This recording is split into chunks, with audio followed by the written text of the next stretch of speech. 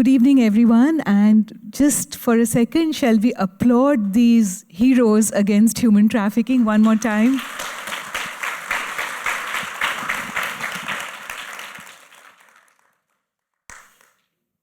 We are going to do something a little different today. I'm going to take you on a journey with me on how these people, these remarkable individuals, became activists against human trafficking and global advocates. So my first question to all the honorees, starting from Melanie, and we'll go down this way, is that what made you become an advocate against human trafficking, especially because I can imagine that the experience of the victimization must be so strong that to come out, break the silence and speak up. What was that pivotal moment? And as now part of this movement against human trafficking, where do you see the hope? Absolutely. So, hi everybody. I was just sitting here thinking, I don't want to go last. And then I was like, oh, I don't want to go first either. But for me, I think some folks in the audience have heard this before, but I was in a facility when I was a teenager, and there was a famous New York Times editor that came up to interview the supervisor of my unit and wanted to know more about this unit that was specific to sexually exploited young girls. And then that supervisor said, well, why don't you just talk to some of the girls yourself? And I met with this man. I'm young. I had no experience with advocacy or the press or anything else. And he ended up publishing a very small column in the New York Times. It was about this big in width. But I remember reading that for the first time and feeling so empowered by it. I am the oldest of 7 children, and for me, I knew that I needed to do something. There was a fire in me after I exited the life, but not having that experience, I didn't know what to do with the fire. I just knew I was like, maybe I'll write a book, right? But when I saw that column, I said, you know what, I think my voice can actually go a lot further. And I think that little newspaper column kind of pushed me to go into advocacy today. So I'm very happy about that. In terms of hope, I think this is a fight that many people in this room have been fighting for a very long time. But I do think that we've made a lot of strides and progress from where we started 10, 15, 20, for some folks, 50 years ago. So I think for me, I see a lot more survivors coming forward and being vocal. I see a lot more legislative changes happening, or at least legislative discussions. And I think having more events like this where more people are exposed, I think that's the hope that we can all look forward to. Jessica, what made you understand that this was such a global issue and the fierce commitment that you have relentlessly? I've known you for 2 decades now, and you never give up, and you keep us all also going sometimes when we want to stop. Well, I started my career in Amnesty International, and at that time, none of the human rights organizations considered sex trafficking a human rights issue at all, and it wasn't on my mind either, to be honest. And as we were starting Equality Now in 1992, I was very moved by a case that some of you may remember. It was a big media moment for about 24 hours when a girl in Hyderabad was sold. I think 9 or 10-year-old girl was sold to, I think it was a Saudi man, who then took her on a plane, and the flight attendant saw the girl was crying and took her to the front of the plane and asked her why she was crying, and she said, this man next to me has bought me, and he's bringing me home to Saudi Arabia to be his wife. And the flight attendant was moved to contact the ground control, and they rescued the girl. And it was a big story for 24 hours, as I said. And then in the Sunday talk shows, I saw a show reviewing the media around the world. And the media in India on the story wasn't about the story, it was about the international media storm. Like, why? This happens all the time. Like, why did, and I just found that so stunning because it was such a horrendous thing that happened. And I realized, the next day, the next girl could get on the plane. Nobody will stop her when she cries like that flight attendant did, who actually lost her job as a result of that intervention.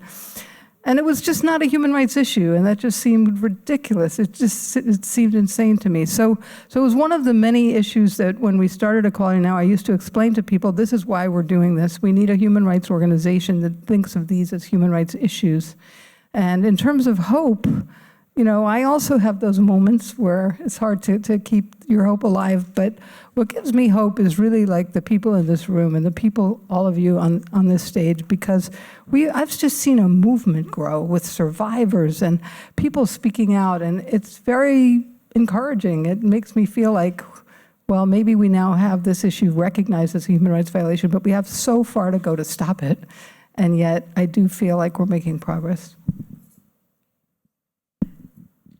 Mira, you have been relentlessly speaking up and using your art to also provide the platform for survivors and survivor stories, and sometimes maybe at a cost to your career, breaking the silence, speaking up. How did you find the courage, and what keeps you going, and where do you see the hope?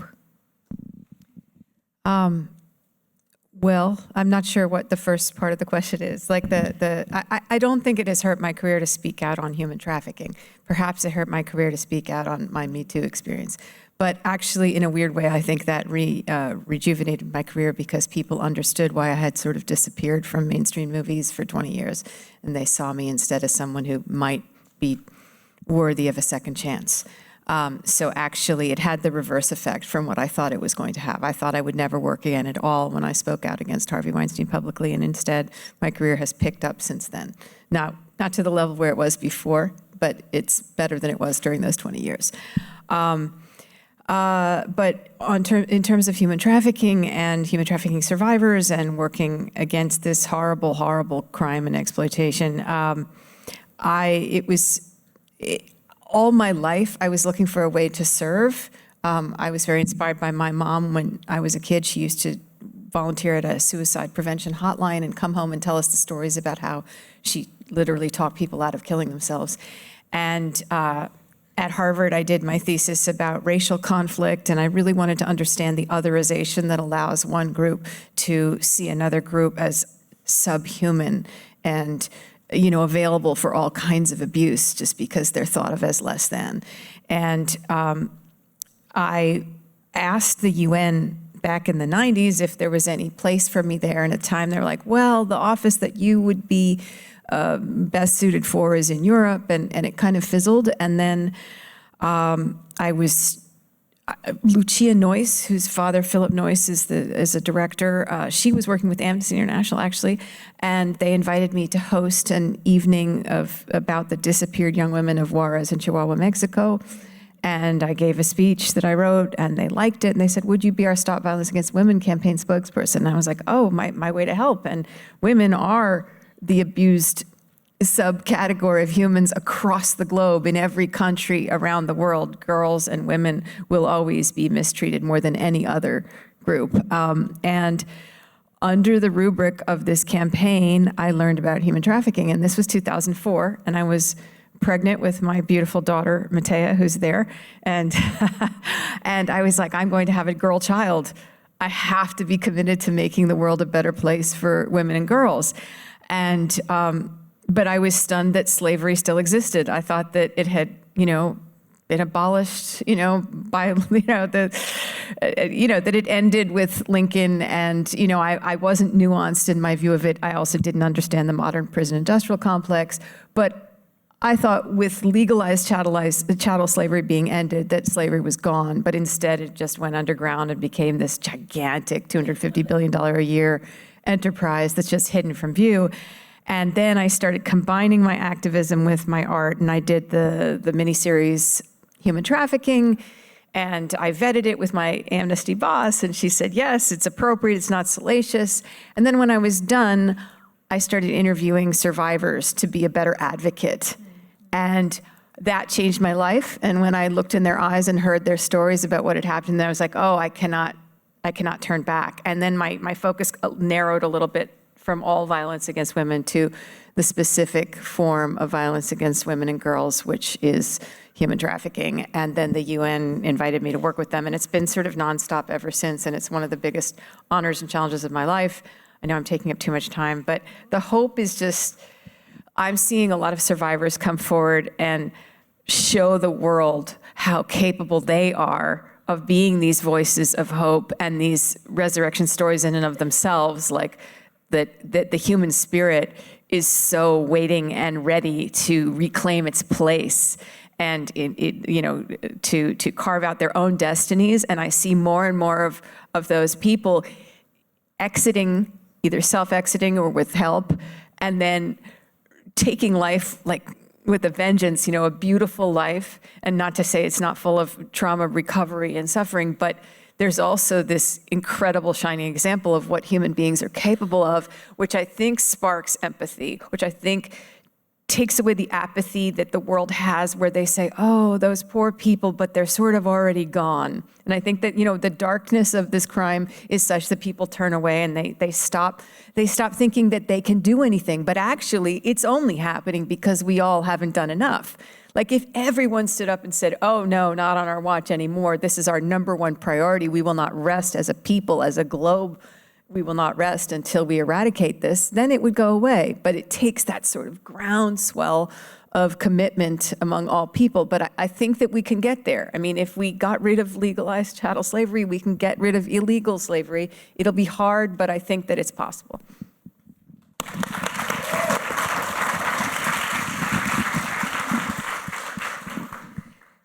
I was just thinking while Mira and Melanie were talking that, there's a term called gaslighting that we talk about all the time. And the whole issue of prostitution is so gaslighted that, people keep telling us, oh, there's the happy hooker and she's smiling and therefore she wants to be in the trade. And it's only when the survivor movement really became this big, the groundswell that you spoke about, Mira, that we were able to at least say that this is a kind of gaslighting, of the lived experience of survivors who talk about the exploitation and the trauma day in and day out. So yes, I agree with both Melanie and Mira that, this is the time to build the groundswell. And again, this event is almost like a call to action to all of you, that spread the word where you can. And if someone near you is gaslighting and saying, oh, sex work is a choice, please disabuse them and say it's not. It's based on intersecting inequalities that some predators take advantage of. And now to Yasmin, who's a lawyer, and she chose to devote her life to fighting for the rights for girls. And on the Hill, where we need our voice to be heard so that we can get laws and policies passed, Yasmin has played a trailblazing role in getting that voice into the Senate, into the Congress. Yasmin, what made you become such a dedicated advocate for this movement, and where do you see the hope? Same question. So, that's an interesting question. I think for me, I started out at Amnesty International, which is a really interesting connection here for those of you who know the history of Amnesty and how they are on this issue. It's really funny that so many of us have an Amnesty connection. But I was doing refugee casework in Australia, and like many of us here, was not very knowledgeable about the issue of sex trafficking and prostitution. And in fact, I worked on asylum seeker rights there. And a few of the cases that I worked on dealt with gender-based violence. And so my cases and my clients, we argued that if the nation state did not protect the client's rights based on gender-based violence and domestic violence, that could constitute the basis for a refugee claim. And so it was really my first foray into federal policy and human rights policy and gender-based violence issues. And so for me, that really awoke my desire to pursue policy issues and issues of gender-based violence. I mean, the survivors that I interviewed, the sheer, harrowing stories that they had. And so for me, that really opened my eyes into the type of work that I wanted to do. And so I ended up moving back to the US, pursuing my law degree. For a number of years, I pursued traditional law. I was a corporate lawyer. And then I quickly realized that this wasn't the path for me. And so I ended up starting Rights for Girls. And ended up wanting to do federal policy and advocacy, and then we expanded into state policy and advocacy. And it was really through working with young girls and service providers all across the country and hearing their stories and this common thread through all of the young girls that we worked with, but also our partners throughout the country who had worked in different spaces, youth justice reform, criminal justice reform, civil rights, human rights, racial justice, gender-based violence. And in all of the different spaces in which we worked, girls' voices and girls' rights were largely invisible. And so this was really around 2011 or so, and we realized that American girls in particular, domestic human rights of girls, were largely invisible. And coming from the Middle East myself, I was born in Iran. It was very fascinating to me to hear about the ways in which we talk about how other parts of the world denigrate the human rights of girls and women. You talked about it earlier too. We talk about child marriage in the Middle East. We talk about gender-based violence in India, in parts of Africa, in Latin America, but we don't talk about child marriage in the United States. We don't talk, we're testifying on a child marriage bill in Washington, D.C. in 2 weeks. There were 7,000 child marriages in Virginia. We just passed a law there last year. There's only 12 states in the United States that have banned child marriage under the age of 18. We're still working to do that. So this notion that we have it solved here in the United States, it was very fascinating to me to come back here and pursue law in the United States and realize that we have rivaling rates of gender-based violence, child sexual abuse, sex trafficking in the United States than much of the developing world. One of the things that our allies in Europe will always tell me is that they think it's shocking that in the United States, most of the sex trafficking survivors in the US are American born, when in Europe, it's mostly migrant women. That speaks to the profound inequality in our communities here in the United States, that we're talking about incredibly marginalized women, girls, and youth. So I think that's really important. And for me, I feel very strongly that all of these struggles are connected. And for me pursuing human rights, I can't return to Iran, but I feel very deeply that it's an obligation to work to support the rights of young women and girls here in the United States. It's a privilege to do this work every day. And I came to the issue of sex trafficking by working with girls who are incarcerated here in the United States. And I was actually very surprised to learn that sex trafficking was happening here in the United States.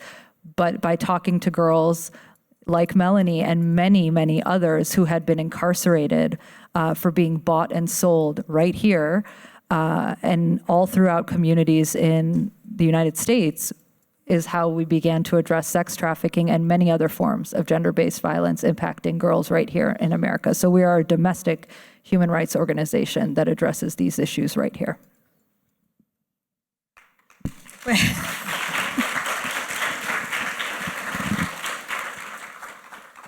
Thank you for highlighting the inequalities right here, which are in plain sight and invisible. And if we can't tackle it right here, then we can't tackle it anywhere. So we have to begin where we are.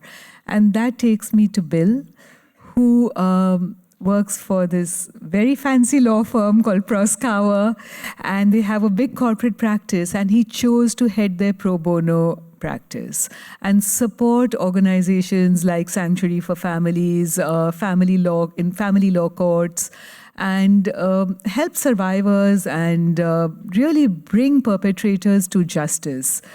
Bill, what brought you to understand the issue of sex trafficking, take it on as an issue for Proskauer, and the staunch support you've given to the movement since then, and where do you see the hope?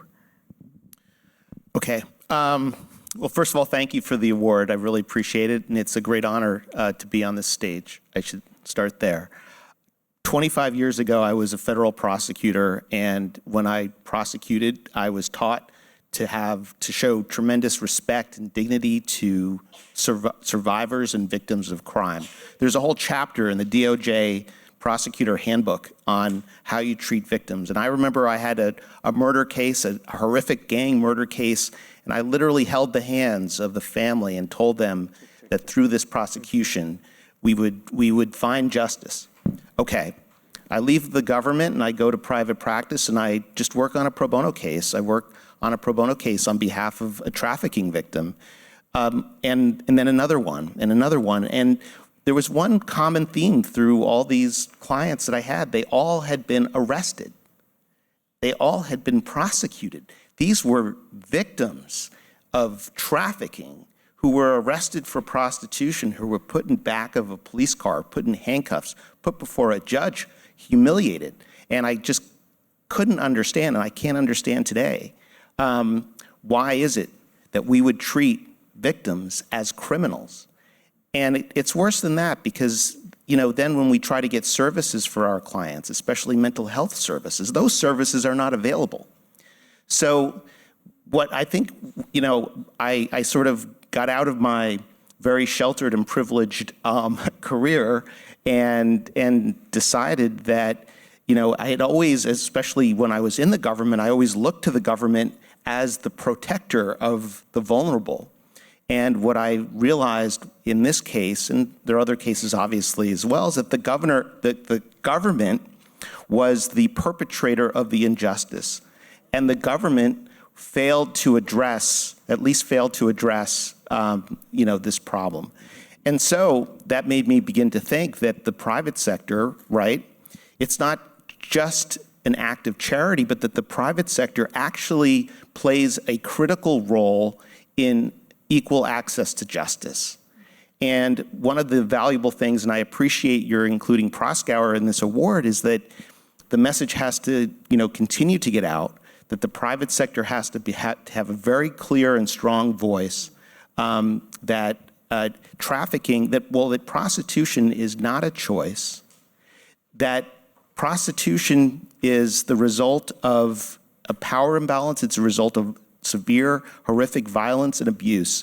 And the fact is that anyone who says that prostitution is just like any other kind of job, what kind of job would allow for the rape of children? What kind of job would allow for abuse and exploitation? There's no job that would allow for that. And so I think that the other advantage of pro bono work is that people can actually see what's going on. And when you see what's actually going on, there's no debate. Thank you.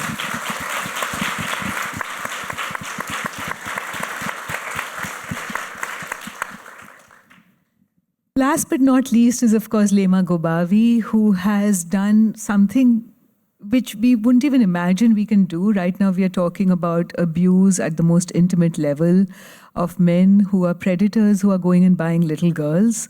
And we think, we want to hold them accountable. We want to bring them to justice. We want to fight for justice for the last girl who's poor and female and a teenager in America. She could be Black or Native American. In India, from an oppressed caste. And her intersecting inequalities cut her off from access to so many things and make her so vulnerable that traffickers can go and prey upon her. But here is someone who took on these challenges in the deepest level in Liberia. And it was a country at war. And there, Leymah Gwobee brought Christian and Muslim women together and said, let the men fight it out. Let us talk to each other. And through the peace process that she initiated, not only did she bring peace to the country, but it led to female leadership in that country. So Leymah, you represent the hope. You represent female leadership. Can you tell us what we can do as an anti-trafficking movement to take on these deep polarizing challenges which are dividing us even among the sexes? Thank you so much, and congratulations to all of you. I think one of the biggest gaps in all of the work that we do as activists is working in silos. We all claim that we have values that are not aligned, and our values keep us apart rather than bring us together. Several years ago, I was in Alabama, and there were young people working on LGBTQ rights, housing justice, thinking about everything that everyone else is working on. But there was so much fight in the room, so I quickly took a board and put an equation, and at the end of the equation was human rights and peace and justice. And so what are you working on? I'm working on housing justice. And so what is the ultimate? Oh, what you wrote there, human rights and peace and justice. What are you working on? So everyone, ultimate goal, and that's what we're all doing here. All of our ultimate goal is that people have better lives, and that people are prosecuted when things happen.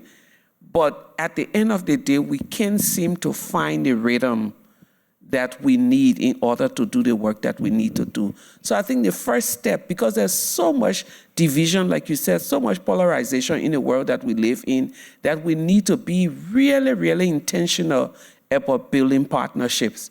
When the war started in Liberia, we have 16 tribes, and there was not a single tribe that was not a part of the fighting forces. Every tribe was involved. And when the war started in '89, there were only 2 factions. By the time we were coming to 2000, there were over 15 factions. And so when we started our movement, we knew that we did not want this movement to be about individuals. We wanted it to cut across the divide that was holding us hostage in terms of the war. So Christian women, Muslim women, regardless of your social political class. And if you know the history of Liberia, you know there is a class thing with the free slaves, descendants, and the indigenous people. We wanted to bring everyone around the table. But the one question that we ask is, if your child, as a Muslim woman, dies, is the pain different from the death of a Christian woman child? And the answer was no. And so we kept pushing it. And at the end of the day, if we all, as we sit in this room and someone walk in with an AK-47 and begin to shoot, does the bullet know how to pick out a Christian from a Muslim or a free? And the answer was a resounding no. So all of this was to get us to start to work together. And I think as activists, this is the moment for us to ask questions. We had a conversation in Venice because there is someone that you know who's doing some work, and you said, I'm very uncomfortable because I feel like X, Y, Z. And the challenge as we talk, I push you and ask you, have you sat with this person to say, because you were very close to them, but all of a sudden you think you don't have values aligned, and you say, I didn't do that. And I think that's how a lot of us activists are operating. The moment we hear, sometimes we don't even see, we hear that this person is aligned to this government, we cut you off, or this person, and so there's no room for collaboration, there's no room for partnership, and I think that's where we really need to push it. We need allies, we need male allies, and I'll just give this example and stop. Since winning the prize, I started a foundation to send girls to school. Recently, we recognized that our biggest partner is the chief imam of the Republic of Liberia. So the imam goes to the different high schools, the different Islamic high schools, and he teaches different classes in those schools. And he identified these different bright, very bright girls, and he recognized that early marriage starts the moment they get to 6th grade. Their parents are about to pull them out of school to get married.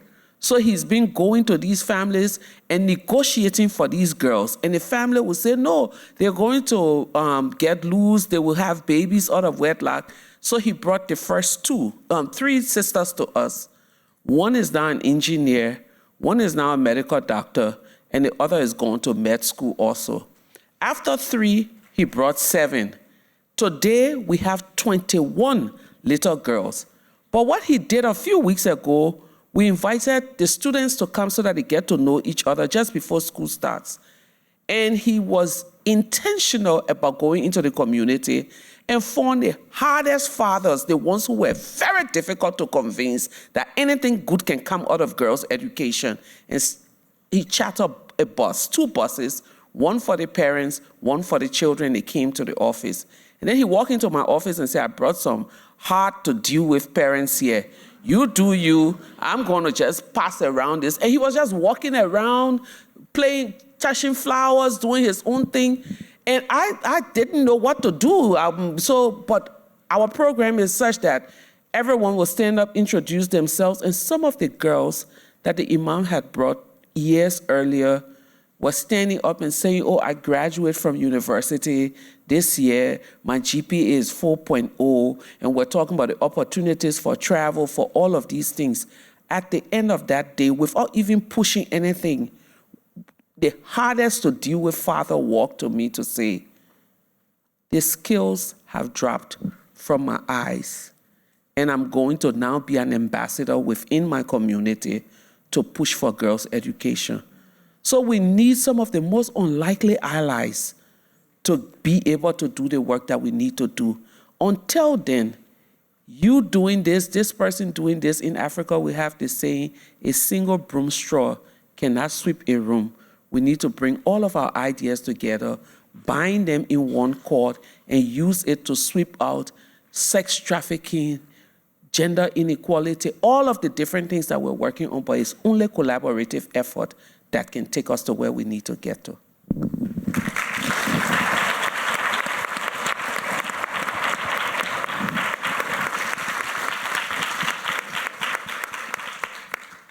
Wise words, collaboration, and I just have one last rapid-fire question for each one of us, starting with Melanie. What does freedom mean to you?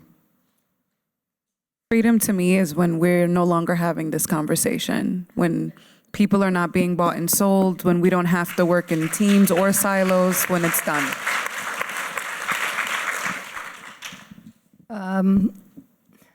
I think freedom is what you get when you have equality, justice, peace, truth.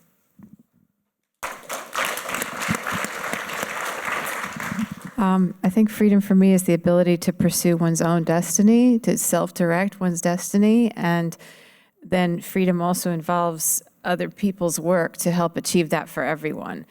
But I think that's what it was. And I just want to say a little moment of appreciation. A man that we've focused on in the documentary for CNN Every Day in Cambodia, Don Brewster, who ran Agape International Missions AIM there and did incredible things and rescued thousands of girls, educated them, built a school, helped the families, changed laws, worked on every aspect of prevention, rescue, rehabilitation, and rebuilding lives.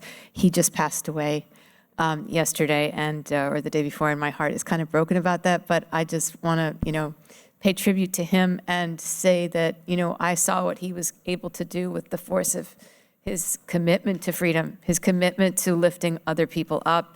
And I'm so grateful that everyone here in this room, I feel, is on that same path. And so, I'm just grateful for his presence in my life. So.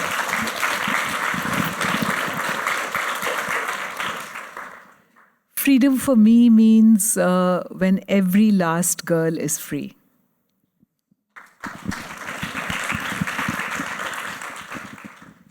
think freedom to me is every girl being able to live her full potential without fear of violence of any kind.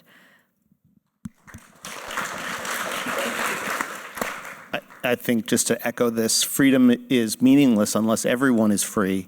And one of the problems, I believe, in this country is that sometimes we equate freedom with the right of the individual to do things that can be destructive to other people. And that is not the kind of freedom we want. We want freedom that's shared across the entire society where everyone can share in it equally.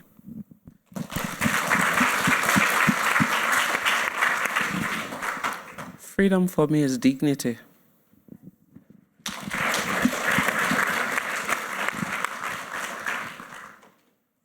This is how we move forward to reclaim our bodies, to be free to fulfill our full potentials and live our best lives. So thank you all for being here, for receiving the awards on behalf of Apne Aap. And now I will ask Kaniz to take back the stage from me. Thank you, Kaniz, and thank you all.